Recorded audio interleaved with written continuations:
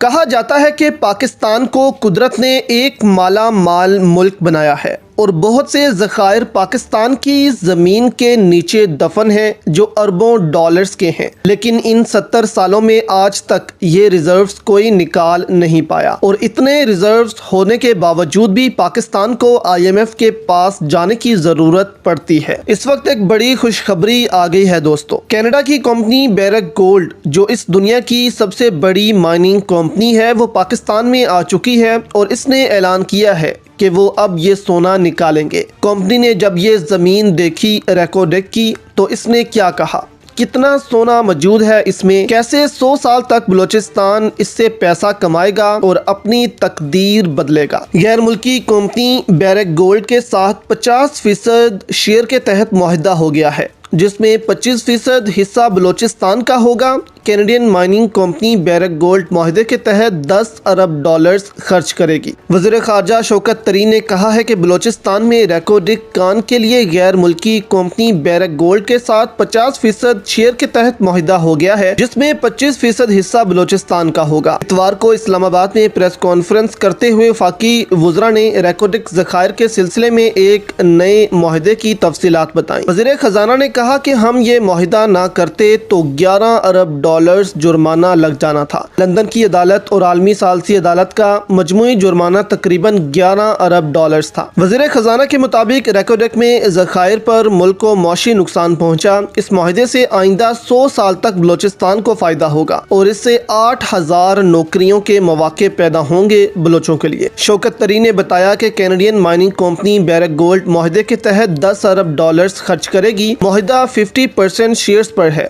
جبکہ 25% شیئر بلوچستان کو ملے گا۔ یہ شیئر بلوچستان کے عوام کے لیے تحفہ ہے۔ انہوں نے کہا کہ یہ معاہدہ مزید جامع بنانے کے لیے پارلیمنٹ اور سپریم کورٹ میں بھی پیش ہوگا۔ اس سے پہلے جو کمپنی تھی اس کے پاس 75% شیئرز تھے، یعنی کہ 100% میں سے پاکستان کو صرف 25% ملنا تھا۔ اس کمپنی کو 75%، جو پاکستان کی قوم کے ساتھ زیادتی تھی۔ لیکن اب PTI حکومت نے جو ڈیل کی ہے اس کے تحت 10 ارب ڈالرز کی سرمایہ کاری بھی یہ کمپنی پاکستان میں کرے گی اور 50% حصہ پاکستان کو ملے گا، جس میں سے 25% حصہ اکیلے بلوچستان کا ہوگا اور ان کے خزانے میں جائے گا۔ تو سوچیں کتنی ترقی ہوگی اس سے بلوچستان میں۔ پہلے تو کہا گیا تھا کہ یہاں صرف 250 ارب ڈالرز کا سونا موجود ہے، یعنی اس میں سے اگر 25% پاکستان کا نکالیں تو وہ 60 ارب ڈالرز بنتا تھا۔ اس سے زیادہ تو ہمارے اوپر قرض ہے، لیکن اب جو معاہدہ ہوا ہے اس کے تحت 250 ارب ڈالرز میں 125 ارب ڈالرز پاکستان کو ملیں گے۔ لیکن یہ صرف اتنے ہی ریزروز نہیں ہیں۔ اس کمپنی نے جب وزٹ کیا ہے ریکوڈک کا تو انہوں نے پاکستان کو کہا ہے